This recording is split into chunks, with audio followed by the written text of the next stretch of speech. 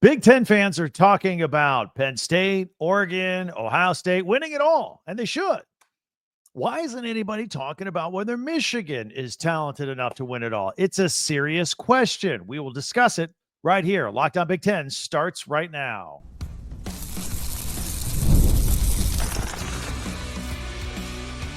You are Locked On Big Ten, your daily podcast on the Big Ten Conference. Part of the Locked On Podcast Network, your team every day. Welcome to Locked On Big Ten. I'm Craig Sheeman. 40 years as a sports talk show host and play-by-play announcer. And I want to thank you for making us your first listen each and every day. We are free and available wherever you get your podcasts and on YouTube, part of the Locked On Podcast Network, your team every day. Hit that free subscribe button down below. And while you're watching, that way you'll never miss a single episode, and that helps us out as well. Plus, you can share, like, and follow, again, so you don't miss a single episode. Today, is Michigan good enough to win it all? By the way, we'll have an update on Rod Moore's injury, recruiting on the Buckeyes on Flip Watch the wrong way, and our Tuesday tweets all coming your way. But why isn't anybody talking about Michigan winning it all? We will right now. Here, join us. I mean, we acknowledge that Penn State should be favored to win it all, right? Oregon still hasn't lost a game in the Big Ten since they joined the conference. And, of course, Ohio State is the defending national champion. But Michigan is still Michigan, and that means they're usually pretty good. Their big question mark isn't the depth of their 22 starters. It's the true freshman starter at quarterback. That's the big question mark. BRYCE Underwood turns 18 next week. Can you imagine being 17 and getting ready to go into a big season, into the big house for Michigan, just now turning 18 years old? It's a tall task. You know, he was the number one recruit in the country, and he's a true specimen. And I have no doubt that he will be an exceptional player at Michigan. The question is, how long will it take for him to become an exceptional player? There has to be some learning curve here. Mistakes are going to be made. They just are. And the question is, will there be enough mistakes that will cost Michigan a win here and cost them a win there and maybe a win here? It happens. These are freshmen. The best comparison we have right now is Nebraska and Dylan Raiola. He came in the same exact situation. He was a true freshman and walked right into the starting lineup. Huge crowd there with Memorial Stadium at Nebraska. Big game. Had the big early nationally televised game against Colorado and Deion Sanders. Bryce Underwood's going to have the same thing in week 2 against Oklahoma and handling as a true freshman. And I thought Raiola had a great year last year for a freshman. I saw a lot of upside. He's entertaining to watch. I can't wait to see what he does in year 2. Look, he threw 13 touchdowns and 11 interceptions. Got to cut those down. That's freshman stuff. And he did it on the way to the Huskers' 7-6 record.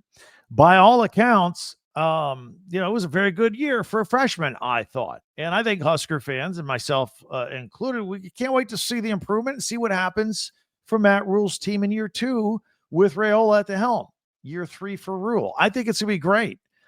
But Raiola is not Underwood, and Nebraska is not Michigan. So what's the ceiling for the Wolverines here? Let's really look at this a little bit. And I don't want to get too wonky here, but I did come across something at CBS, and I want to share it with you. It's kind of a nerd formula, so bear with me, but it's simple. It's real simple. So they have what they call the blue chip ratio. Since 2013, every national champion has had more 4- and 5-star recruits than 2- and 3-star recruits. It's very simple. It's almost obvious. And if you have a ratio of 4- and 5-star recruits over 50% compared to your 2- and 3-star recruits, you have enough talent to win a national championship. Every team that has had that ratio has had that. Every national champion has had that ratio. I'm trying to make this real simple. So the 2023 team, for example, in Michigan, they were on the low end, but they did have a ratio of 54% more 4- and 5-stars than they had 2- and 3-stars. This is bad news for developmental programs in the middle of the pack. If you don't have enough 5-stars, you don't have enough 4-stars, you're just not going to win it all. But Michigan, they fit the bill. And they were one of the last 13 straight teams to win a national championship with this ratio. By the way, Ohio State, they had a whopping 90% ratio. 4 and 5 stars over 2 and 3 stars. The truth is, Ohio State does not recruit many 3 stars and no 2 stars. And if you're not 4 or 5 star, you're not playing for Ohio State. That's kind of the deal there. So they won the championship. By the way, if you look ahead to Michigan from 2024 through the future to 2026 and look at all their recruits coming in too, their ratio of 4 and 5 stars jumps to 68% over the 2 and 3 stars. So Michigan is not only loaded, it meets the ratio requirement of the last 13 national champions. And so that means, yes, statistically, Michigan is talented enough to win a national championship. But again, it comes down to those 5-star not all the 5-star recruits, but it comes down to the 5-star recruit in BRYCE Underwood. I mean, that's a lot of pressure coming down to one player, but it's an important position, a quarterback. And let's face it, let's give Michigan a hand. They won 7 games in the regular season last year without a true quarterback. It was a disaster at quarterback. If they get any production at all from Underwood, they should be improved. But by how much? Okay, a couple of wins, get something to 9 wins this year. That's a good improvement. And 9 wins with a freshman quarterback, that'd be a big accomplishment for Sherrone Moore. But you probably need about 10 wins out of the Big Ten to get into the 12-team playoff. Can they get there? Their 2 toughest games on the schedule are at Oklahoma and the season finale versus Ohio State. We all agree with that, right? Let's just say hypothetically, I won't upset Michigan fans, but let's say hypothetically they lose those 2 games. All right. Can they win the other 10? Road games include at Nebraska, USC, Michigan State, Northwestern, and Maryland. Between you and me, I think USC is the most dangerous game on that slate. I think the Nebraska game could be entertaining as well. Home games are New Mexico, Central Michigan, Wisconsin, Washington, Purdue, and as I mentioned, Ohio State. Ohio State aside for just a minute. Washington is the tricky one there, I think.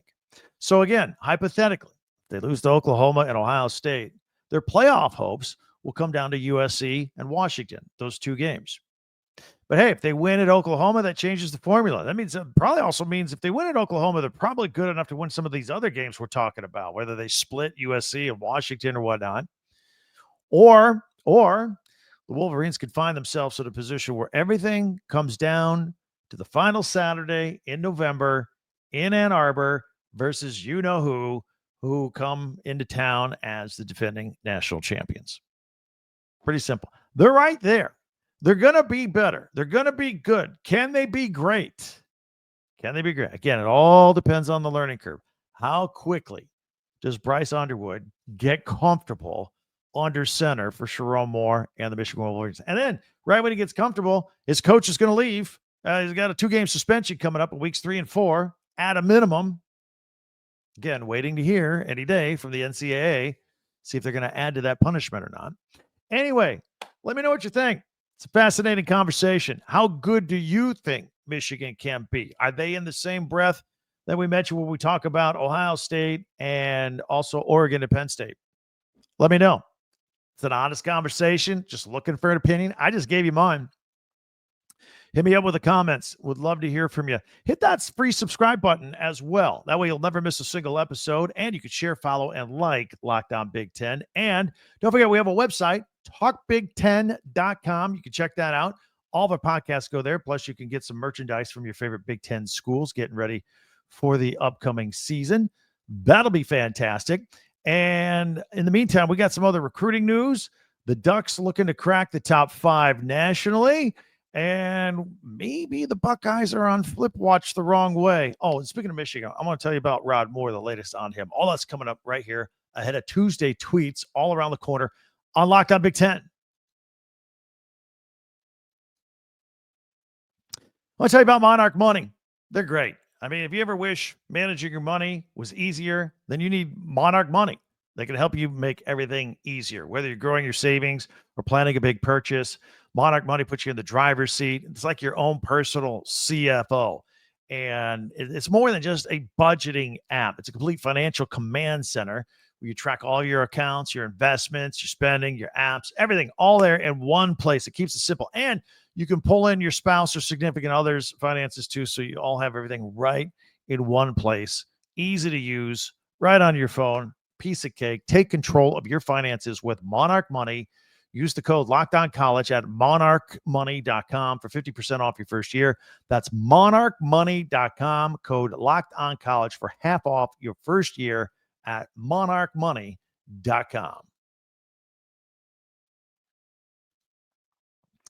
Thanks for making Locked On Big Ten your first listen each and every day. We appreciate it, especially you everydayers out there. Thank you very much. Be sure to hit that subscribe button down below and share, follow, and like Locked On Big Ten, your team every day. And check out our website, talkbig10.com, for podcasts and merchandise. All right. 2 months ago, Dan Lanning and the Oregon Ducks, their recruiting class for the class of 2026 was ranked 42nd in the country. Now they're 8th. Some say 7th. They're eyeing to crack the top 5. In Eugene, they're calling it the summer of Dan. Dan Lanning. He's added 4 5-stars and 4 4-stars. And last week included commits with 5-star edge Anthony Tank Jones, 5-star corner Devon Benjamin. That was a great get. A lot of other Big Ten schools were interested in those teams as well. And there were a couple of more 4-stars that the Ducks have an eye on. Their flip watch with a couple of kids as well. Remember, we got a long time to go before signing day in December. They can get a lot more. Just because everybody's committing verbally, it means nothing till they sign the dotted line in December. That's a long time from now. So we'll check that out. Now, the Ducks may have to watch their flank just a little bit. Believe it or not, Mike Loxley in Maryland is trying to flip a Duck commit. He just offered a scholarship to IMMANUEL IHEANACHO from Georgetown. That's Georgetown Prep in Baltimore. So he's a local kid trying to prevent him from going all the way across the country. By the way, this kid received scholarship offers from Penn State, Auburn, and LSU as well. Everybody's trying to flip this kid. And he's a massive offensive lineman, 6'7", 345 pounds. He's the second highest ranked player in the state of Maryland. The funny thing was the Terps weren't even on his final list of schools, and yet the Terps are offering him now late in the game. They're kind of hoping maybe some home cooking, change his mind, stay closer to home, that kind of deal. And the Terps also have a 5-star commit from Zion Ellie, who we talked about a couple of weeks ago when he committed. He's from Baltimore. He looks good. He looks solid. He's not looking at anybody else. Nobody's trying to steal him. He's gonna remain with the Terps there. Now, do the Buckeyes need to worry about a 5-star flip? They got 2 5-star commits here in particular that we'll look at. 2026 kids are they got wide receiver Chris Henry and safety Blaine Bradford. Henry's good. No need to worry about him. He's canceled all of his other recruiting visits. And by the way, you're a wide receiver. Why would you go anywhere else if you've already committed to Ohio State? You're good to go. Wide receiver, I would stay there. He's going to stay there. Bradford is the one to watch on Flip Watch. LSU is after him hard. Bradford, he's a Baton Rouge prospect, though. Again, appealing to staying at home. And the Tigers just locked up another local 4-star kid in Deuce Gerald's, local Louisiana kid. And Bradford took note of it on social media. And now some people are wondering, is he maybe starting to think the same thing? Staying at home might be the real deal. Anyway, just something that's out there. People are worried about it. As of right now, still locked in with the Buckeyes. Okay. Back to the Ducks, who we talked about at the beginning of this segment. We're going to go ahead to the class of 2027 now. They just offered 5-star offensive tackle Aiden Moss. He's the number 4 offensive tackle in the country. He's 6'5". He's 275 pounds. And already stiff competition for him in the Big Ten from Ohio State. Other schools like Alabama, A&M, LSU, Oklahoma, Texas, Florida, all want this kid. It's early. We're talking about a 2027 kid here. Jonathan Smith and Michigan State. They're preparing to host a 2027 kid, a 4-star wide receiver. Chad Willis from Michigan. Going to attend the season opener against Western Michigan. He's already got 20 schools after him, including Big Ten schools, Indiana, Illinois, Michigan, Minnesota, Purdue, Wisconsin. He's from Lake Orchard, Michigan.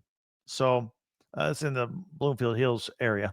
So we'll see how that shakes out, but that is way down the road. As we get closer to this season, we started out talking about Michigan. I thought we'd give an update on Rod Moore. Interesting story, sad story, but hopefully a happy ending for him. Look, he hasn't played since the Wolverines national championship game against Washington at the end of the 2023-2024 season.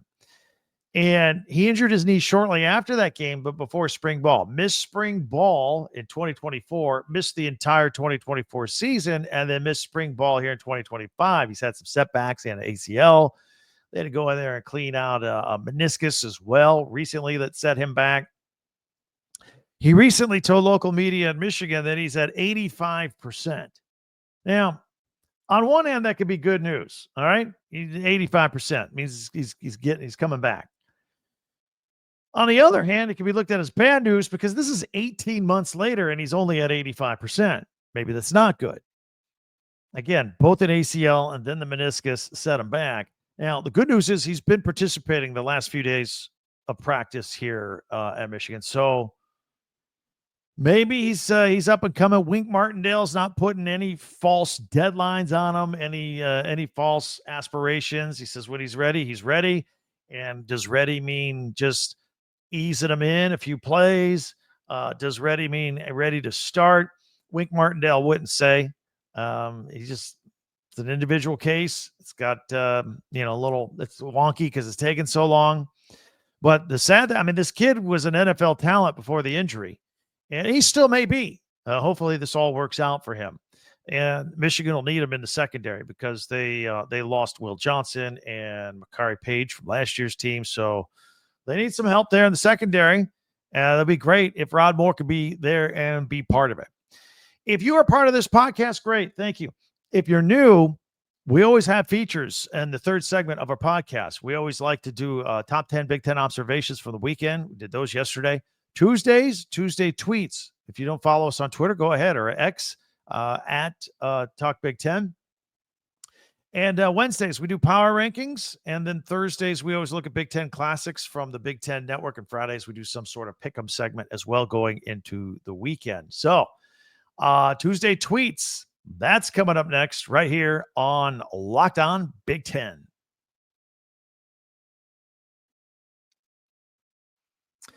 Time to fuel up with 5-Hour Energy Transfusion. It brings the bold grape taste with ginger and lime flavor from your favorite golf drink. We've all had infusions on the golf course. Now you can do it minus the alcohol with 5-Hour Energy Transfusion. A quick, energizing shot to get you going and finish the day while you're sitting there bragging with your friends. Or maybe you're like me, you get a little worn out after 12 holes. I play in the Florida heat, the sun. I need a little shot of energy to get me through to 18 holes. Maybe you want to talk your friends from going to 18 holes to 36. Get a little shot of 5-Hour Energy Infusion. Go to 5hourenergy.com today. That's the number 5hourenergy.com and use my promo code LOCKEDONGolf to receive 20% off your order. This offer is only valid until September 30th on one order. It cannot be used with other promotions. The code is not good on subscription orders. Whether you're meeting up with friends or trying to turn that 18 holes into 36, like we said, get the energizing boost you need to power through. Order transfusion flavored 5-Hour Energy shots today at 5hourenergy.com. All right, it is time now for Tuesday tweets. We always have fun with this. I'm going to put it on screen, and we'll see if we can get through this right here. There we go. Okay, this should be fun. I always like this. Let's go full screen. If you're on audio only, no problem. We'll describe it to you in detail. This is it's actually a still shot of a video of Beaver Stadium in Pennsylvania. This is from at PSU format. It is a close-up video inside Penn State's Beaver Stadium and the temporary west side bleachers and temporary press box. So it looks a lot different. They're still going to jam as many people as they can in that stadium. All right, this one is from at Arrogant Nation. The kids walking out of the tunnel onto the field at the Coliseum. USC held a practice inside the Coliseum this morning for the first time this summer. Hashtag fight on. There you go. Here's one from at Minnesota at Gopher Football. We play football in 25 days. It's an old picture of PJ Fleck running out there with his football team behind him onto the football field. Can't wait. Going to have a big season, I think, there. Meanwhile, they're going to have a Coy Parrish is the reason they're going to have a big season. And here's a picture of him catching a ball. And it says not just a gadget from at Gophers Football. Again, he is a safety. He's going to play wide receiver this year. Probably going to see him on special teams as well, a three-way player. Man, if they win a lot of ball games, put him on the Heisman watch. Here's from at Michigan State Football. It says, everybody stay calm. It is a video of a bomb, a pass play. Aiden Childs airing one out. Everybody's getting excited with the Spartans here this year. Look at this catch over the shoulder, back stretching out. This is a photo from a video from practice this week at Badger Football, at Barry Ryan on hashtag on Wisconsin. So there you go. We're bouncing around the Big Ten here. At Barstool, Iowa, keep voting for the best tradition in all of college sports. Yeah, this is all part of the 10 best for USA Today that they do every year. And this is the tradition at the end of the quarter where they turn around and everybody waves at the kids in the Children's Hospital from Kinnick Stadium. So, that is one of the best traditions in sports. Go ahead and vote for that. Speaking of Iowa, here's at Hawkeye Football.